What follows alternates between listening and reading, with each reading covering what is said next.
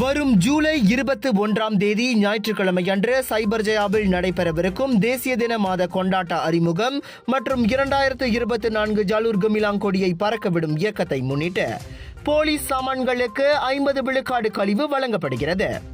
நிகழ்விடமான சைபர் event hall சைபர் ஜெயாவில் காலை 9 மணி முதல் மாலை 4:30 மணி வரை மட்டுமே அக்கழிவு சலுகை வழங்கப்படும் என தகவல் இலாகா தனது ஃபேஸ்புக் பக்கத்தில் தெரிவித்துள்ளது. இந்த ஒரு நாள் கழிவு சலுகை நிபந்தனைகளுக்கும் விதிமுறைகளுக்கும் உட்பட்டது. அன்றைய நாளில் அங்கு கோழி, மீன், முட்டை, சமையல் எண்ணெய் உள்ளிட்ட பல்வேறு பொருட்களை மலிவான விலையில் விற்கும் மடானி விவசாய விற்பனை, மடானி ராமா கருணை விற்பனையும் நடைபெற உள்ளது.